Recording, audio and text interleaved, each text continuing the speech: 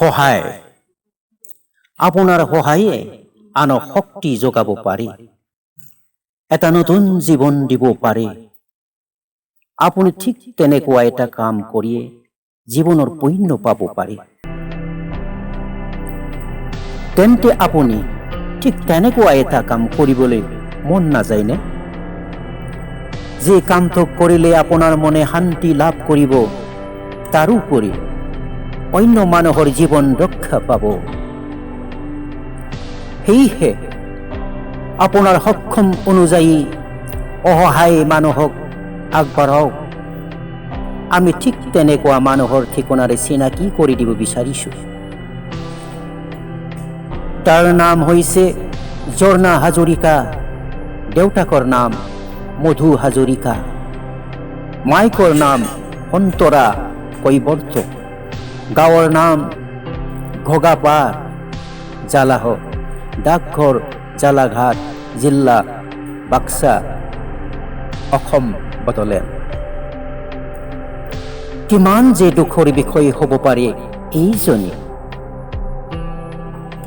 কণমণিৰ জীৱন কিমান যে আশা ঘৰখনৰ মানুহৰ বিলাকৰ ঘৰৰ অৱস্থা খুব বেয়া চাবলৈ আৰ্থিক বুলিবলৈ ক'ব পৰা একো নাই তেওঁলোকৰ মুখেৰে শুন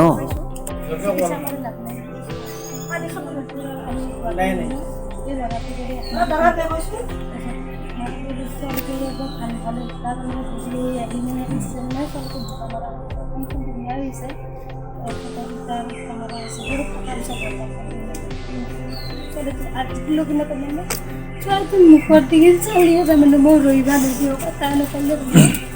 মই ৰহিবা ৰাতি বুকৰ লগত লৈ কান্দি থাকো অৱস্থা হৈছে যে না বহুতো বেছি ইমান চিকিৎসা কৰিলে আজি তোৰ মুখৰ দিকে চালি আৰু মই ভাত পানী আজি লগি ন পেট ভৰে ভাত খাব কাৰণে ছোৱালীটোৰ কণ্ডিশ্যন দেখিও ছোৱালীটো মানে মোৰ কষ্টটো বেছি হয় ল'ৰাটো কিয় কষ্টটো বেছি হয় ল'ৰাটো এনেকৈ কামালি দিম ছোৱালীটো বাগদি পৰি যায় বাৰু নাতে ছোৱালীটো একো ভাত নাই বাহিৰা চলিয়াব নাখায় ভাত পানী একো নাই মই কিমান পইচা ৰাখোঁ মানে চব মানে ভালে হয় ভালে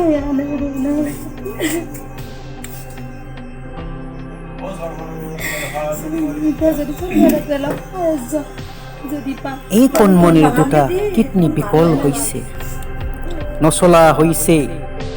এতিয়া চিকিৎসা কৰিবলৈ 2 লাখ মান টকাৰ প্ৰয়োজন যোগাৰ কৰিবলৈ সক্ষম নহয় কিমান দুখৰ বিষয়